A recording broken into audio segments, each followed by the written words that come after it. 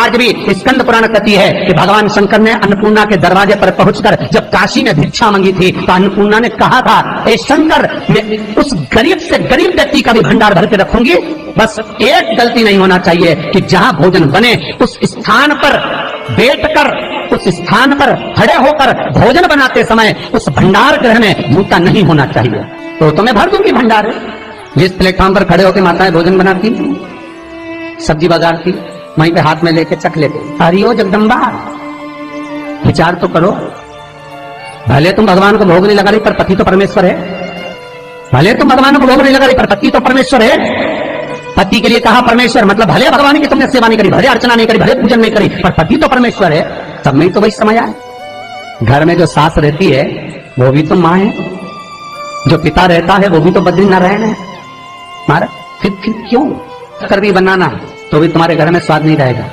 और जिस मंदिर में, आश्रम में, भंडारे में जब तक भगवान का भोग नहीं लगता तब तक चखा नहीं जाता, चाहे नमक डला ना डला, मिर्ची डली ना डली, शक्कर डली ना डली, भंडारे के भोजन में जो मिला दिया आखिरी में फिर भगवान ने अगर पा लिया तब चखा गया कि अब भोजन में स्वाद है कि नहीं है। तो कभी अन्नकूट की जो सामग्री बनती है, सब्जी बनती है, राम भाजी बनती है, राम भाजा बनता है, मिक्स वेज सब्जी बनती है, भगवान के भंडारे की कद्दू की सब्जी बनती है, उसमें आप भले मिर्ची ना डली, नमक ना डला, फिर भी घर में एक पूरी खाते रहोगे, वहां 4 मिनट का क्या होगा? क्यों? क्योंकि वहां अन्नपूर्णा स्वयं देने के लिए तैयार खड़ी है। और हमारे घर में तुम चक चक के बना रही, बेटे को दूध भी दे रही तो बोतल में से 2 बूंद टपका के पहले चख ले रही। बाहर चले जाओ, बाहर चख सकते हो, बाहर जाकर पाओ, फिर बच्चे के लिए दूध में शक्कर मिला लो। चाय बनाते हुए गैस के ऊपर चाय रखी है, मई उकल रही, मई से चाय की चन्नी से लेके फिर चख ली। कैसे आए वे अन्नपूर्णा, ये तो बताओ। लोग कहते हैं हमारे घर में सारा सुख है गुरुजी, पर शांति नहीं है। हमने शांति ना जाने चली गई क्योंकि किचन में किचकिच भरा गई। शांति कहां से होगी? इतना किचकिच भरा हुआ है। प्रेम, करुणा, वात्सल्य, स्नेह, समर्पण समाप्त हो गया। तो लड़का और लड़की का विवाह नहीं हो रहा, बहुत हताश हो गए, परेशान हो गए, विवाह संबंध जमी नहीं रहा।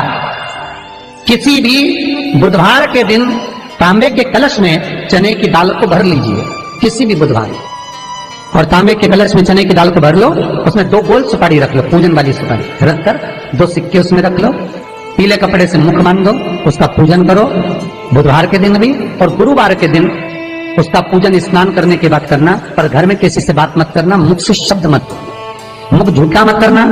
पूजन करने के बाद उल्टे हाथ पर कलश को रखकर सीधे हाथ से ढककर कोई ब्राह्मण के घर में जाकर साथ में किसी को ले जाओ, बिना बोले, बिना बात करे, बिना कहे, साथ जाकर ब्राह्मण का दरवाजा बजा दे, बात कर ले और तुम्हें गया वो, पर तुम्हें नहीं बोलना है। और वो कलश ब्राह्मण की अपनी कामना कर कर वो कलश का दान दे दिया जाए। महाराज ज्यादा से ज्यादा 4 महीना 3 महीने के अंदर विवाह संबंध पक्का हो जाता है। विवाह से चने की दाल का दान कोई सहज नहीं है।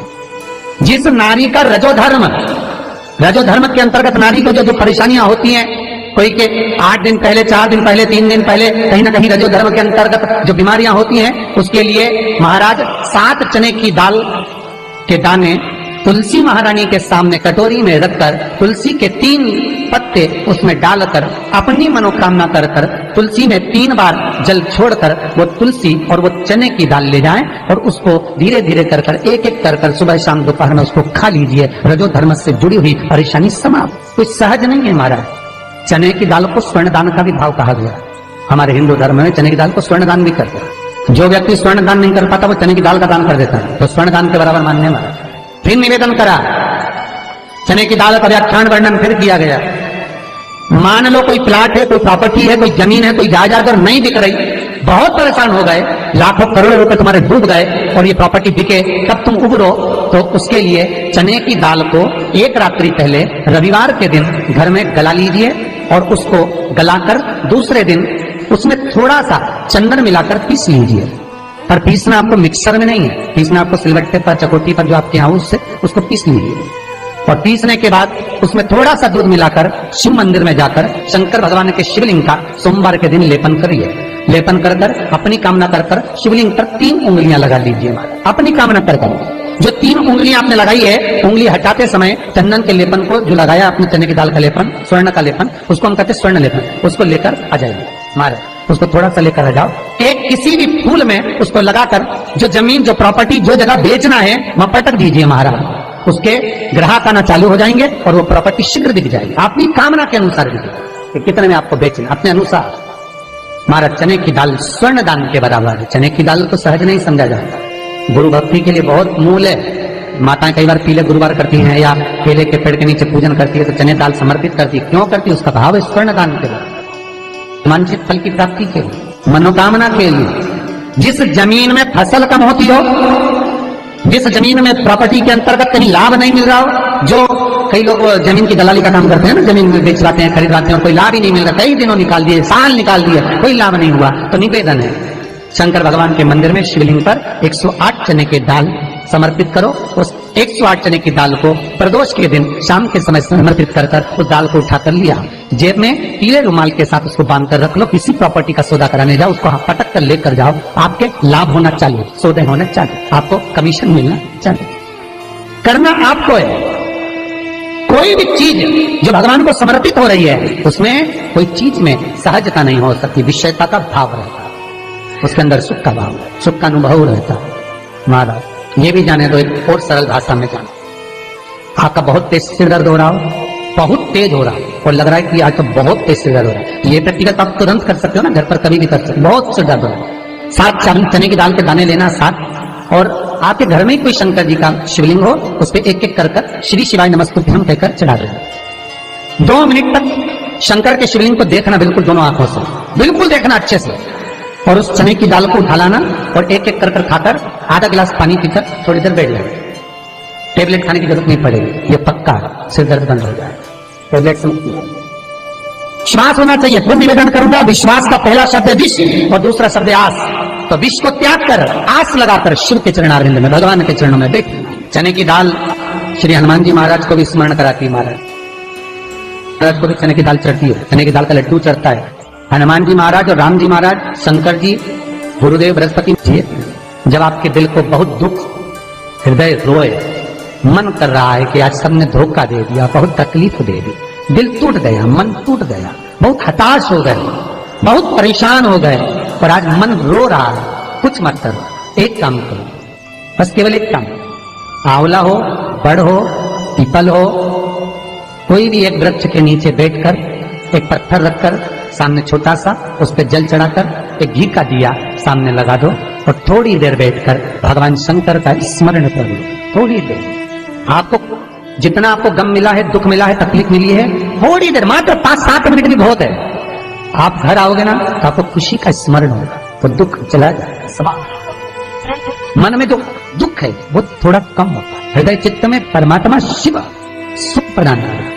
अकाल मृत्यु हो मरे जो काम करे चंडाल का, काल उसका क्या बिगाड़े जो भक्त हो महाकाल का। शिव का स्मरण करा तो आनंद की अनुभूति, सुख का, तीर्थों का स्मरण कराए महाराज। नित्य स्मरण भावों में भगवत चर्चा का।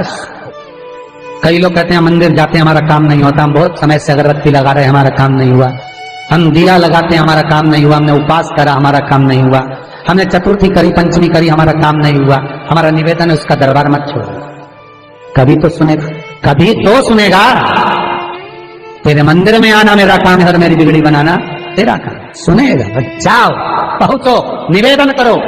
भगवान की केवल दृष्टि ही पड़ गई तो अपनी तो सृष्टि ही समझ गई। किसी गुरु के दरवाजे पर जाकर कोई पूछना नहीं अपन को, गुरु की केवल दृष्टि पड़ गई ना, हो गया काम।